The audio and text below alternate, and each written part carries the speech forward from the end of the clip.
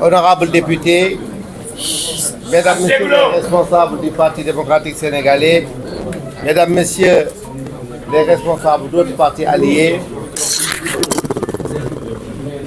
nous vous remercions d'être venus nombreux répondre à cet appel pour un point de presse du Parti démocratique sénégalais. Mesdames, Messieurs, dès le début de cette crise institutionnelle qui secoue le Sénégal, le Parti démocratique sénégalais s'est dressé en rempart pour la défense des valeurs fondamentales de notre démocratie. La scandaleuse décision du Conseil constitutionnel du 20 janvier 2024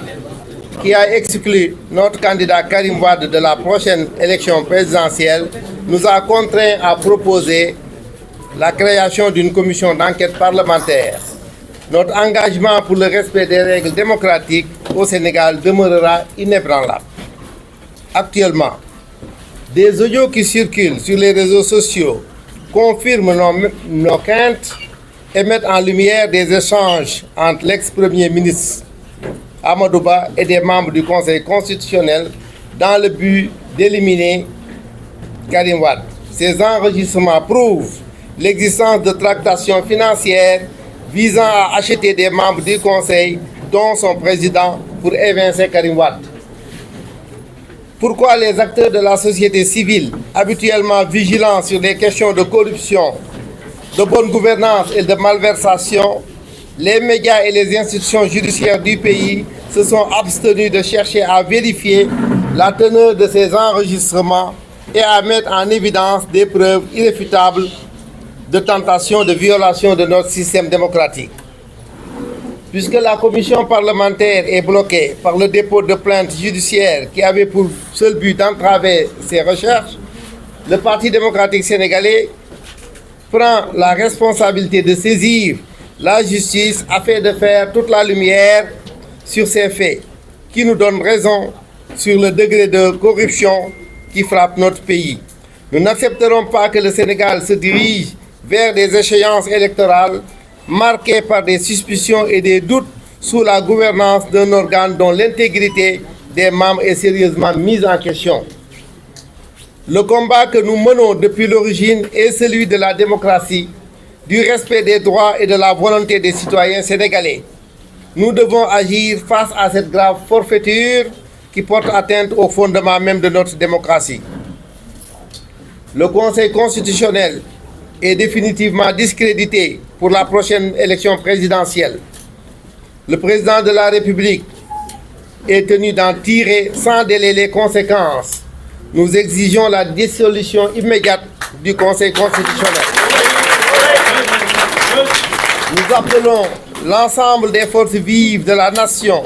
les acteurs politiques, la société civile et tous les citoyens épris de justice et de transparence à se rassembler avec tous les militants du PDS dans cette exigence de vérité et de justice. Nous continuerons sans relâche notre combat pour que la justice soit faite, pour que notre candidat Karim Wade puisse participer à l'élection présidentielle, pour que chaque Sénégalais puisse choisir librement ses dirigeants sans la moindre manipulation. Nous demandons à toutes les fédérations du parti, à tous les responsables, aux militants et alliés de rester mobilisés et à l'écoute du programme d'action du parti qui sera mis en œuvre dans les prochains jours. Je vous remercie.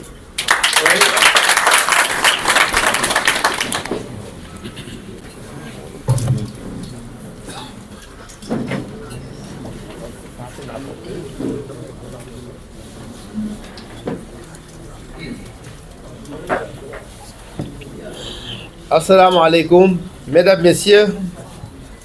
maa ngi nuyu yéen ñëpp ñi fi teew tey di nuyu journalistes yi ci wuy si bi nga xam ne si ñëw ngeen wuy si ko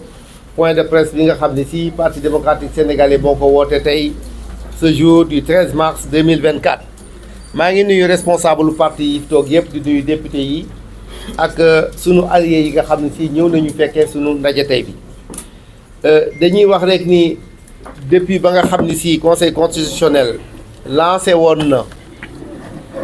décision bi mu jëloon le 20 janvier 2024 dindi Karim Wade ci élection yi ba tey dañu am taxawaay taxaw ni lii forfaiture la ak daan la bu ñu bëgg a def ñu taxaw ni loolu du am ndax teguñu ko ci dëgg loolu bañ ko defee ba tey jëkk la ñu jëkkoon a def moo doon wax ni dañuy déclencher li ñu waxoon commission d'enquête parlementaire pour que ñu def lumière ndax ñun jàppoon na ni am na lu xew. Actuellement sénégalais yëpp ñu ngi gis ay vidéo yoo xam ne si ay audio yoo xam ne si ñu ngi circuler ci YouTube bi ñëpp a ngi déglu di ci dégg baat boo xam ni ñëpp a ngi njort ni baatu Amadou Ba la ñu ngi dégg muy wax ak ay nit ñu ngi dégg mu ciy wax ak ay nit ñu ciy proposer ay 1 milliard ñu ciy wax ba ciy wax nu ñuy dindee Karim Wade ci élection yi defe naa ni loolu ku déglu audio yi dégg nga ko ci kon nekk na loo xam ne si pour ñun ay preuve la yoo xam ne si ñi ngi tàmbalee am ci njort bi nga xam ne si amoon nañ ko ci wax ni élection yii ñu jëm am na loo xam ne si xew na conseil constitutionnel li ñu jaaxal nag ñun mooy lu tax waa société civile bi nga xam ne si lu mësaan a yëngatu rek ñu tàmbalee wax ñoom ñi nga xam ne si ñoo fi tekkoon di wax affaire bonne gouvernance ak di xeex guerre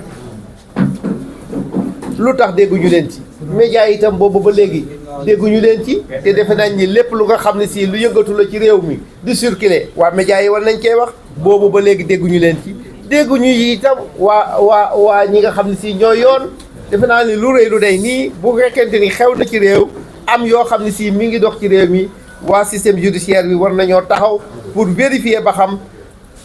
enregistrement yi li ci nekk loolu la walla li ci nekk dëgg la walla du dëgg te ñun jàpp nañu loolu ay preuve la yoo xam ne si day wane li nga xam ne si waxoon nañu ni am na guerre bu am ci suñu système démocratique bi léegi nag puisque suñu commission parlementaire bi nga xam ne si taxaw dañ ko defoon pour leeral mbir mi dañ ko taxawal ndax xam ngeen ni bi nga xamee ni si le juge Ndiaye déposé na plainte ba mu ko defee rek ci mbir mi commission parlementaire bi amatul woon yoon continuer loolu moo tax parti démocratique sénégalais fi mu toll nii moom dana jël ay responsabilités am moom mooy fas yéene nañu ñun fexe ba lépp leer nan la ñu mën a fexe ba lépp leer mooy ñun danañu porter plainte danañu saisir juridiction yi nga xam ne si ñoo am ci Sénégal yi nga xam ne si ñoom la ñu war a saisir pour que mbir mi leer ndax jàpp nañu ni ñu bari waroon nañoo jóg ñun nag mbir mi ci suñu kaw la dal boobu ba léegi ñu ngi ci nag di dugal lépp lu nga xam ne si yoon mi ñu koy def lii nga xam ne si itam feeñaat na ñun danañ ci porter plainte boo xam ne buñ ko porter ci juridiction yi nga xam ne si ca lañ ko war a def loolu dana yaakaar nañ ni dana mën a leeral mbir mi sunu combat daal ak sunu yëngatu ñun danañ ko continuer la nga xam ne si moo ko sooke woon moo doon wut dëgg gu nga xam ne si sunu dëgg la ak sunu ak sunu yeleef ndax mënuñu nangu nekk ci réew nekk ay citoyen ñuy dem élection ñu remplir conditions yi ñu remplir yépp ñu ciy dindi ci liñ ci di dee sénégalais yépp jàpp nañu xam nañu ni du dëgg du yoon xam nañu lu dëgg du yoon nag lu tax nag ñëpp àndandoo ñun taxaw jàpp ci réew bi jàpp ci xeex bi ndax bu fekkente ni itam lii def nañ ko sa borom du dëgg du yeen nga seetaan kon na nga xam ni ëllëg ak si biir ci sa kaw lay mujj loolu moo tax ñi ngi wax ñëpp nañu taxaw conseil constitutionnel bii am ci Sénégal gis ngeen li nga xam ne si lépp def na ko lépp lu nga xam ni si assemblée nationale def na proposition de loi am dem mu daaneel ko dialogue national lu ko ëpp légitimité ci Sénégal amul daje def li ñu def indi mu sànni ko ca ñag ba kon moom lan la fi nekkee ak ñan la fi nekkal bu fekkee askan wi la fi nekkal ak luy doxal Sénégal ak lu nga xam ne si moo koy jëme kanam moo koy may jàmm defe nañ ni am na beneen taxawaay bu mu war a taxaw loolu tax ñun suñu première déclaration ba ñu jëkkoon a def la ñu waxoon ni conseil constitutionnel bi nañ ko dissoudre remplacer ko par une loolu lañ waxoon booba lañ ko waxoon ni nañ ko dissoudre booba ñu ngi tàmbali woon a wax ñun une cour constitutionnelle te loolu juguñu ci tey ak lii xew ñu ngi gën a am yàqin ak gën a am firnde ni conseil constitutionnel bi fii dindiwuñ ko ci Sénégal teg ci à sa place ba leen cour bu nga xam ne si dana mën a doxal li Sénégal bëgg du nu am jàmm ci Sénégal te dëgg du am ci élection yi. moo tax nag ñi ngi woote dëkk bi yëpp réew mi yëpp ñu ngi leen di woo acteurs politiques yi waa société civile ak citoyen yëpp yi nga xam ne si jàmm ak dal ak lu leer yitteel na leen ñu ñëw jàpp ci combat bi nga xam ne si parti démocratique sénégalais mi ngi koy def pour am dëgg ak pour am justice. du nu bàyyi nag ñun suñu xeex fii élection yu leer amul ci Sénégal élection yoo xam ni ñi ci war a bokk yëpp dañ ciy bokk élection bu nga xam ni si Karim Meïssa Wade daf ciy bokk ndax remplir na condition ñi ci war a bokk yëpp loolu mooy nekk suñu xeex loolu duñu ci jóg di deñ te fas yéene danañ ko defee ci anam yëpp yi nga xam ni si yoon may nañu ko ñi ngi ci loolu tam ñi ngi woo parti bi ñu yokk taxaw seen taxawaay fédération parti bi yëpp fan yii di ñëw danañu def benn plan d'action boo xam ne si danañ ko yëgal waa parti bi yëpp ci loolu ku ci nekk na nga tënku ci programme boobu ndax nag ñun lii nga xam ne si dañ ko teg ci suñu kaw te yoon may ñu koy xeex ci politique ak ci droit fas yéene wuñu banque suñu loxo fas yéene nañ ko xeex ba am ci dëgg te jàpp nañu ni incha allahu rabbi dëgg mooy mujj maa ngi leen di gërëm di leen sant wasalaam.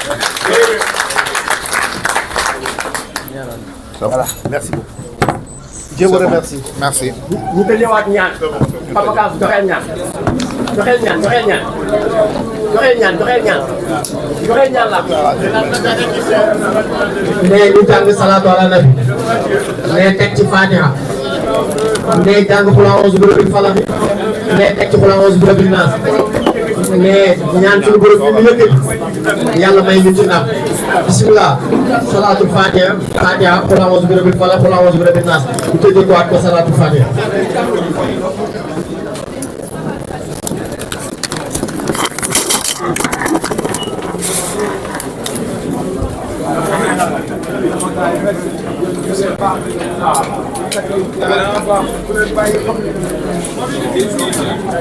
On ne répond à aucune question.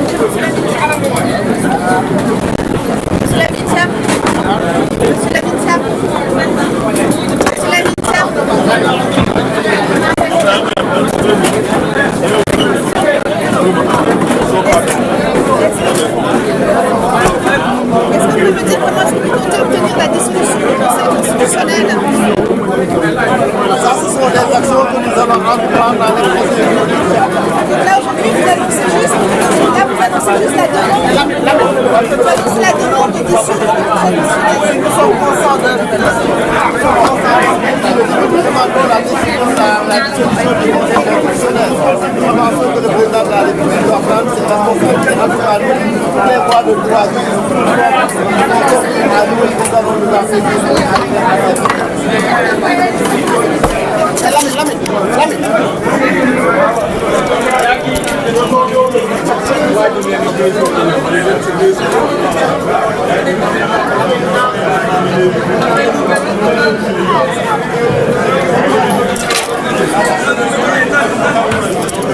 Mohamed Ben Diop yow yaay parti njiital parti Pass-Pass lan moo la indi si ndaje PDS bi tey. waaw xanaa ñëwoon rek soutenir suñu alliés ci point de presse bi xam ne ñoom lañ doon amal tey ci cause boo xam ne c'est une cause commune et que Sénégal lañ koy defal PDS defal ko boppam mais Sénégal yëpp la koy defal kon dafay jaadu lu mel ni su amee ñu ñëw tamit ñu apporter leen suñu soutien. alors audio yi circulé lan nga ci wax est-ce que loolu mun nañ ko jàppee preuve bu waa parti démocratique sénégalais pour dëggal li ñu waxoon ci Amadou Ba. waaw gannaaw dem am nañ ay juridiction am nañu procureur je pense que tey OFNAC mu ngi fi ñoom je pense que war nañ mën a autosaisir par rapport à la situation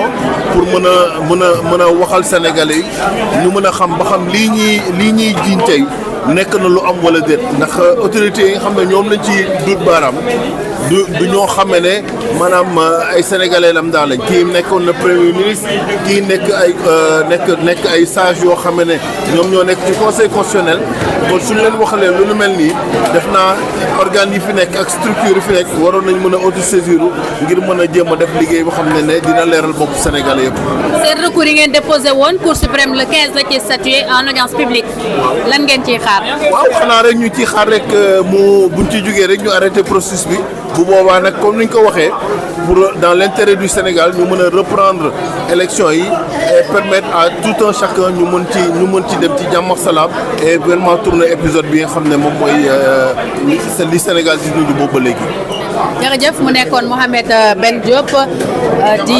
njiital parti